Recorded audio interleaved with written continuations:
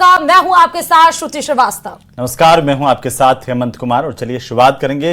शहीदाने Karbala की याद में ताजियों का आज जुलूस निकाला गया। यौमे आशुरा पर गूंजी या हुसैन की सदाएं। मातमी माहौल में ताजिए निकाले जा रहे हैं।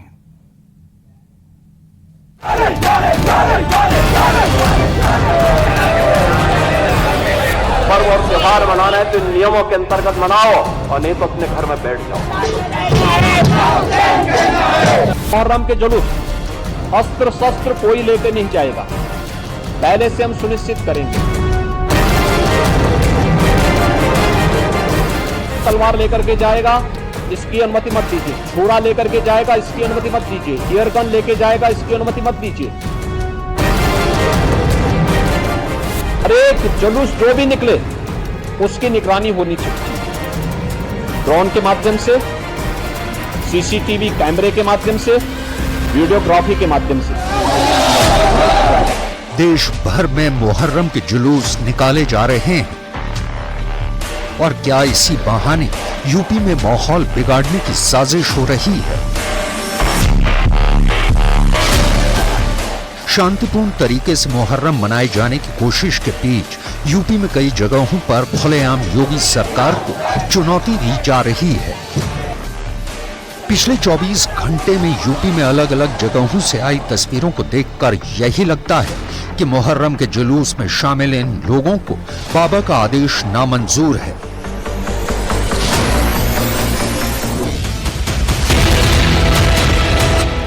यह वीडियो लखनऊ के चौक इलाके का है। वहां निकले जुलूस में योगी सरकार के एडवाइजरी का किसी ने ख्याल नहीं रखा। नियमों की धज्जियां उड़ाई गईं, तलवारों पर पाबंदी लगाई गई थी, लेकिन जुलूस में एक तो नहीं बल्कि कई लोगों के हाथों में तलवारें थी जो खुलेआम सड़क पर लहराई जा रही थी। योगी सरकार का आदेश था कि मुहर्रम में हथियार नहीं निकाले जाएंगे, लेकिन लखनऊ में तो कई लड़के चाकू लेकर जुलूस में नजर आए। बताया जा रहा है कि उस वक्त प्रशासन की तरफ से पुलिस टीम भी तैनात थी, लेकिन किसी ने इसे रोकने की कोशिश नहीं की। ये सब तो हुआ यूपी की राजधानी लखनऊ में, जबकि 6 दिन पहले ही योगी सरकार ने साफ शब्दों में कड़े निर्देश दिए थे कि मुहर्रम में तलवार, चाकू और दूसरे हथियार लहराने पर पाबंदी है। धार्मिक जुलूस में इस तरह के हथियार लहराने वालों ने एक तरह से प्रशासन को खुली चुनौती दी है। इस सरकार नियम बनाएगी, पर्व और त्योहार मनाना है तो इन नियमों के अंतर्गत मनाओ, और नहीं तो अपने घर में बैठ जाओ। ये मनमानापन नहीं चल सकता है। कानपुर में तो मुहर्रम पर 2 जगहों पर विवाद हुआ। कहीं लाठी डंडे चले तो कहीं आपत्तिजनक नारों की बात सामने आई है।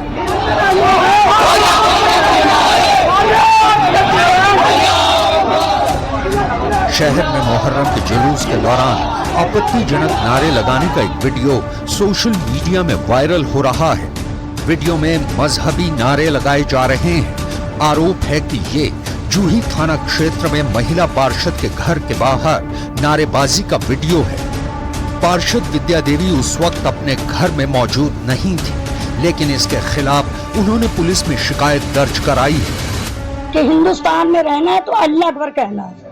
अल्लाह अकबर कहना है। हाँ, तो इस नारेबाजी से माहौल जो है वो बहुत गर्म हो गया और जनता के बीच में एक उपद्रव का माहौल पैदा किया गया। इसके बाद ये वीडियो मेरे पास गया, मैं खाटू श्याम में थी। मैंने इस पे जब देखा कि ये चीज है तो मैं यहाँ आई, तो मैंने आते ही पुलिस प्रशासन को सूचना दी कि भैया ये क्या हुआ। आस्था को मानने के लिए विवश नहीं किया जा सकता है। प्रथम दृष्टया उस वीडियो में जो भी तथ्य सामने आ रहे हैं उससे ऐसा लगता है कि जानबूझकर के ये शरारत की गई है। यह खास विचारधारा से प्रेरित तत्व इस तरीके की हरकतें कर रहे हैं। कानपुर में मुहर्रम जुलूस निकालने के दौरान 2 पक्षों में भिड़ंत हो गई। घंटाघर चौराहे पर दोनों पक्षों में झंडा निकालने को लेकर विवाद हो गया।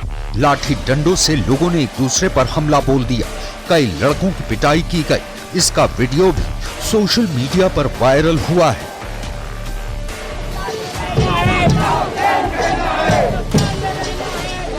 मुहर्रम से पहले यूपी के अमेठी से भी ऐसा ही भड़काऊ वीडियो सामने आया था। मुहर्रम जुलूस के दौरान विवादास्पद नारेबाजी हुई। वीडियो में कुछ लोग नारे लगाते नजर आ रहे हैं कि हिंदुस्तान में रहना है तो या हुसैन कहना है। सवाल ये है कि ऐसे नारेबाजी से माहौल बिगाड़ने की कोशिश कौन कर रहा है? क्या इसके पीछे माहौल को खराब करने की साजिश है? और इधर जम्मू कश्मीर के डोडा में आतंकी हमले के बाद इस समय सुरक्षा बल के जवान चप्पे चप्पे की तलाशी में हैं। तो वहीं जंगलों में छिपे एक एक आतंकी की तलाश की जा रही है। डोडा के भाटा इलाके में रात को 11 बजे एक बार फिर से आतंकियों से मुठभेड़ हुई है और इसी दौरान दोनों तरफ से ताबड़तोड़ फायरिंग होने लगी। सूत्रों के मुताबिक डोडा के भाटा में यह वही आतंकी ग्रुप हो सकता है जिन्होंने डोडा में भारतीय सेना पर हमला किया था। और अब जम्मू कश्मीर में हो रहे हमले में चीन का कनेक्शन भी सामने आया है।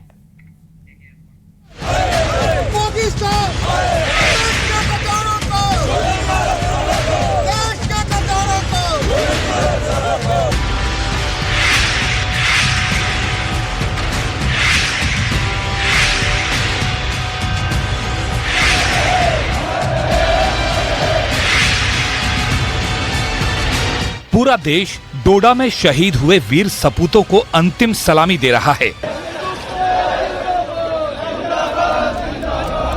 शहीदों के घर में मातम है।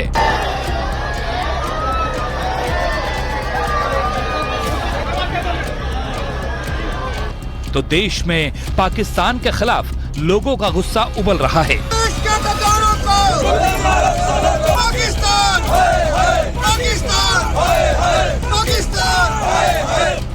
पाकिस्तान से आए आतंकियों के खिलाफ सबसे बड़ा ऑपरेशन चल रहा है। लेकिन इस बीच खबर यह है कि अब जम्मू में हो रही आतंकी साजिश में ड्रैगन भी शामिल हो चुका है।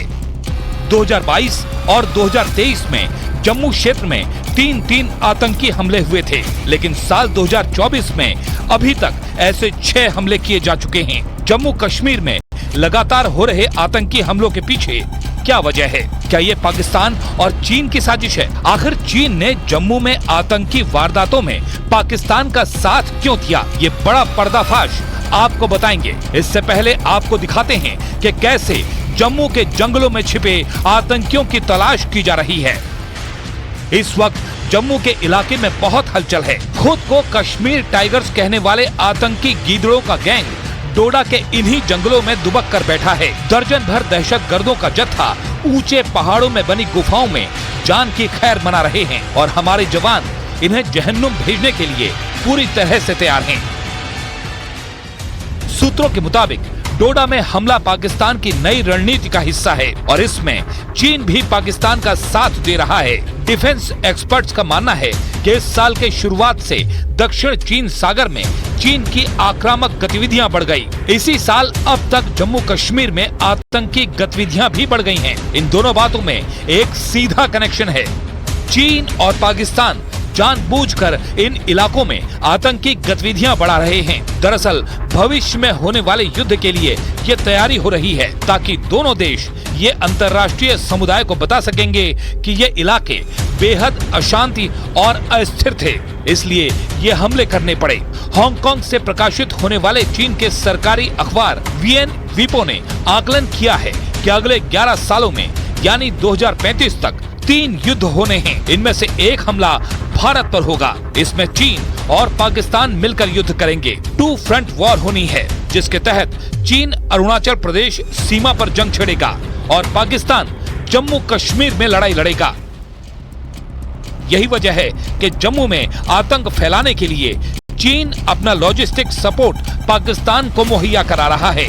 जम्मू में घुसपैठ कर आए पाकिस्तानी आतंकी चीन में बने ऐप के जरिए दहशत फैला रहे हैं और इनके पास चाइनीज इक्विपमेंट हैं, जिससे आतंकी लगातार पाकिस्तानी हैंडलर के संपर्क में रह सकें। हिस्टोरिकली देखें और आज ग्राउंड के ऊपर जो टेररिस्ट पकड़े जा रहे हैं, मरे हुए चाहे, उनके पास जो हथियार हैं, उनसे देखकर पता चल रहा है कि पाकिस्तान को जो हथियार चाइना से मिलते हैं वो डेफिनेटली पास ऑन होते हैं वो टेररिज्म को, टेरर को आर्म करने के लिए, पाकिस्तान इतना डेस्परेट है कि किसी भी तरह के हथियार वो उसको देगा, क्योंकि वो खुद एक ऐसे इकोनॉमिक क्राइसिस में है, एक ब्रेकडाउन पर है कि वो उनको खरीद कर नहीं दे पाएगा। डिफेंस एक्सपर्ट्स का यह भी मानना है कि जम्मू कश्मीर में चुनाव कराए जाने की योजना को देखते हुए पाकिस्तान में खलबली मच गई है। आतंकवादी संगठनों को लग रहा है कि भारत सरकार जम्मू कश्मीर में आम चुनाव करवाकर अपनी पकड़ और मजबूत कर लेगी। पाकिस्तान सेना और खुफिया एजेंसी चाहते हैं कि जम्मू कश्मीर में किसी भी तरह से विधानसभा चुनाव को टाल दिया जाए, चाहे इसके लिए उन्हें कितना भी खून खराबा क्यों न करना पड़े। यही कारण है कि वहां मौजूद आतंकवादी संगठनों के प्रशिक्षण शिविर की कमान पूरी तरह से पाकिस्तान सेना ने अपने हाथ में ले ली है और आतंकवादियों को लड़कर भागने के लिए नए प्रशिक्षण दिए जा रहे हैं। खुफिया एजेंसियों को पाकिस्तानी आतंकी की साजिश का एक वीडियो मिला है। इस वीडियो में पाकिस्तानी आतंकी संगठन हिजबुल मुजाहिदीन के आतंकवादी भारत पाकिस्तान सीमा के नजदीक भारतीय सीमा में घुसने के लिए इकट्ठा हो रहे हैं। वीडियो में साफ तौर पर देखा जा सकता है कि इन आतंकवादियों के पास खतरनाक हथियार मौजूद हैं।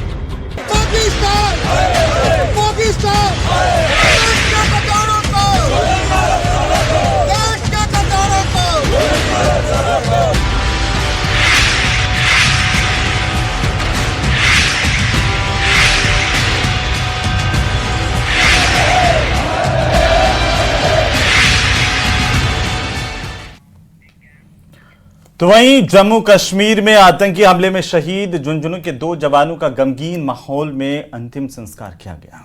शहीदों के सम्मान में तिरंगा यात्रा निकाली गई। इस यात्रा में भारी भीड़ उमड़ी। देखिए इसी पर रिपोर्ट।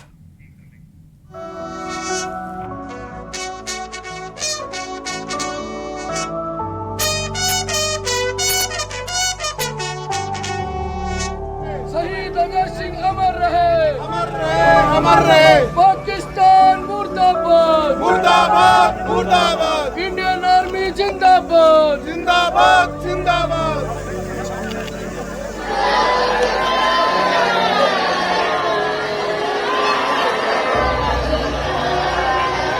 झुंझुनू के 2 वीर सपूतों ने देश की रक्षा करते हुए अपने प्राणों की आहुति दे दी, जिन्हें राजकीय सम्मान के साथ अंतिम विदाई दी गई। अंतिम संस्कार में लोगों का हुजूम उमड़ पड़ा। जवानों का उनके पैतृक गांव में अंतिम संस्कार हुआ और सभी की आंखें नम रही।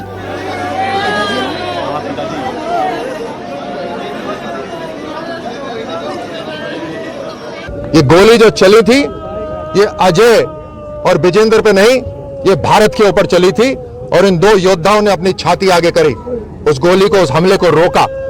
ऐसे ही न जाने कितने फौजी अपने छाती को आगे करके भारत पे जो होते हुए हमले को रोकते हैं। आज हमें संकल्प लेना चाहिए कि हम जितने भी नौजवान हैं वो भारत को मजबूत रखने के लिए, भारत को सुरक्षित रखने के लिए एक संकल्प लें, मन में संकल्प लें, एकजुट रहें, मजबूत रहें, अपने शरीर को, मस्तिष्क को हर तरह से मजबूत करें। भारत आर्थिक रूप से इतना मजबूत हो जाएगा कि पाकिस्तान की हिम्मत नहीं पड़ेगी भारत की तरफ देखने की। भारत की सैन्य शक्ति इतनी मजबूत हो जाएगी कि पाकिस्तान या जो भी आतंक को फैलाना चाहता है उसकी हिम्मत नहीं पड़ेगी भारत की तरफ देखने की। शहीदों के सम्मान में स्थानीय लोगों ने उनके पार्थिव शरीर को लेकर तिरंगा यात्रा निकाली। इस यात्रा में भारी भीड़ उमड़ी। शहीद विजेंद्र सिंह दौराता झुंझुनू के सिंघाना थाना इलाके के खूबा की ढाणी डुमोली कला के रहने वाले थे और अजय सिंह भी इसी इलाके में भैसावता कला के रहने वाले थे।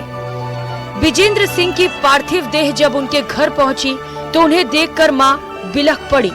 वहीं विजेंद्र सिंह के बेटे ने अपने दादा की गोद में बैठकर पिता के अंतिम दर्शन किए।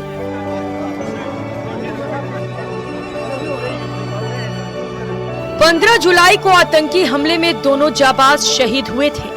जम्मू के डोडा जिले में डेसा जंगल के धारी गोटे उरार बागी में राष्ट्रीय राइफल्स और जम्मू कश्मीर पुलिस की सर्च ऑपरेशन जारी थी। इसी दौरान आतंकवादी फायरिंग करते हुए भागे। भारतीय सेना के जवानों ने उनका पीछा किया। घना जंगल होने की वजह से आतंकी सुरक्षा बलों को चकमा देते रहे। सोमवार रात करीब 9 बजे फिर गोलाबारी हुई। इसमें विजेंद्र सिंह और अजय सिंह समेत 5 जवान गंभीर रूप से घायल हो गए थे। इलाज के दौरान उन्होंने दम तोड़ दिया। विजेंद्र और अजय सेना में राष्ट्रीय राइफल्स में तैनात थे।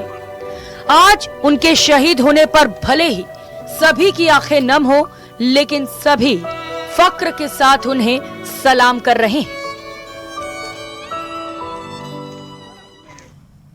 और इधर उत्तर से लेकर दक्षिण तक, पूरब से लेकर पश्चिम तक इस वक्त आप कहीं भी देखें तो जहां पर भी नजर जाएगी सैलाब नजर आएगा। उफान मारती नदियां, तेज आवाज से बहते हुए झरने, खतरे को दिखाती हुई नहरें और ब्रेक फेल बारिश के आगे मुसीबत के मारे जान जोखिम में डालते इंसानों की तस्वीरें आपकी टीवी स्क्रीन पर अलग अलग जगहों की।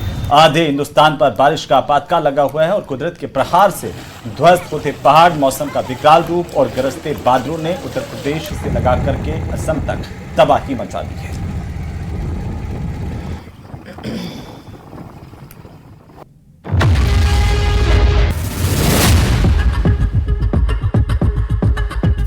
यूपी में बाढ़ और बारिश का कहर जारी है। सिद्धार्थनगर में आई बाढ़ ने भारी तबाही मचाई है। सड़कें जगह जगह कट गई हैं, घर और दुकानों में पानी भरा हुआ है। देखिए ये तस्वीरें। बाढ़ का पानी कई गांवों में घुस गया है। इसके कारण लोगों को काफी मुश्किलें उठानी पड़ रही हैं। हजारों बीघा फसल बर्बाद हो चुकी है। हालांकि प्रशासन की ओर से जरूरी कदम भी उठाए जा रहे हैं। बाढ़ से प्रभावित गांवों में नावों का इंतजाम किया गया है। बाढ़ प्रभावितों को खाना और राशन पहुंचाया जा रहा है।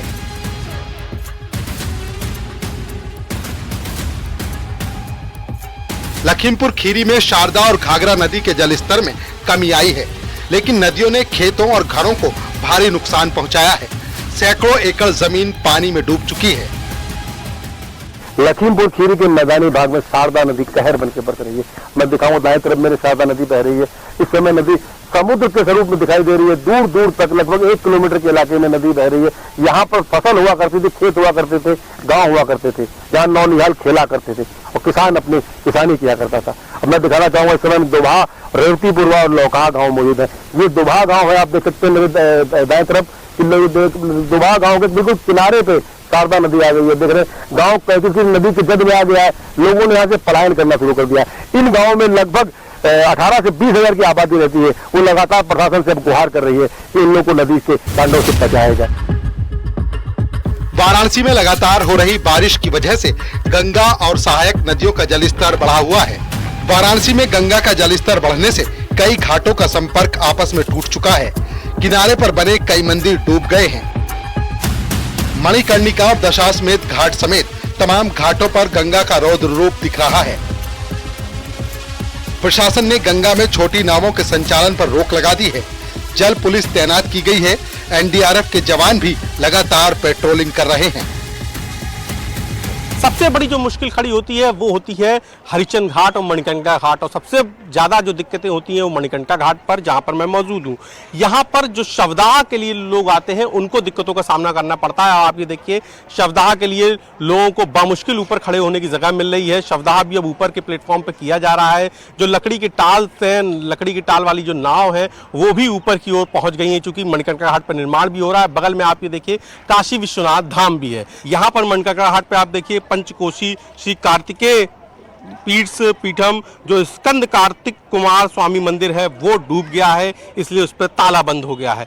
दूसरा आप ये देखिए, यहाँ पर एक आपको छोटा शिव मंदिर दिखाई दे रहा होगा, 2 शिवलिंग दिखाई दे रहे होंगे। वहां पर गंगा पहुंच गई है, या यूं मान ले धार्मिक मान्यता के हिसाब से गंगा अपने आराध्य शिव के पैर पखारने को पहुंच गई। सामने आप ये देखिए कि रत्नेश्वर महादेव मंदिर पूरी तरीके से पानी में समा गया है, गर्भगृह पूरी तरीके से पानी में समा गया है। अब सिर्फ शिखर बचा है।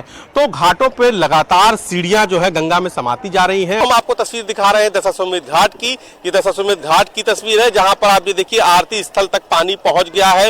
ये जो मणि है जिस पर वीवीआईपी बैठते हैं, जिसे मोदी मणि भी कहते हैं, ये पूरी तरीके से डूब गई है। उसका घाट से संपर्क टूट गया है। अगर हम संपर्क टूटने की बात करें तो घाट के अब तक काशी के करीब 10 घाटों का आपसी संपर्क टूट गया है। गोरखपुर में राप्ती नदी का जलस्तर खतरे के निशान से ऊपर है। जिले से होकर गुजरने वाली कई और नदियां भी खतरे के निशान के करीब बह रही हैं। तो वहीं महाराष्ट्र के नक्सली प्रभावित गढ़चिरौली इलाके में पुलिस को बड़ी कामयाबी मिली है। पुलिस ने भीषण एनकाउंटर में 12 नक्सलियों को मार गिराया है। नक्सलियों और पुलिस वालों के बीच तकरीबन 6 घंटे तक ये मुठभेड़ चली। भीषण एनकाउंटर में पुलिस ने 12 नक्सलियों को ढेर कर दिया और कुछ नक्सली इस दौरान मौके से भागने में कामयाब रहे हैं। कमांडो दल के पुलिस उप निरीक्षक सतीश पाटिल इस दौरान घायल हो गए। उन्हें हेलीकॉप्टर से इलाज के लिए गढ़चिरौली लाया गया। और आपको बता दें कि नक्सली अक्सर घने जंगलों का फायदा उठाकर घटना को अंजाम देकर मौके से भाग छूटते हैं। और कई बार यह देखा गया कि नक्सली किसी बड़ी घटना को अंजाम देने के बाद जंगल के इलाकों से होते हुए छत्तीसगढ़ की सीमा में प्रवेश भी कर जाते हैं। ऐसे में उन्हें दबोच पाना कई बार मुश्किल हो जाता है। एनकाउंटर में 12 नक्सली फिलहाल ढेर हुए हैं। बड़ी खबर ये महाराष्ट्र के गढ़चिरौली से। तो कमांडो दल के उप निरीक्षक के घायल होने की सूचना है। बॉर्डर पर 60 जवानों की ओर से यह ऑपरेशन किया गया है।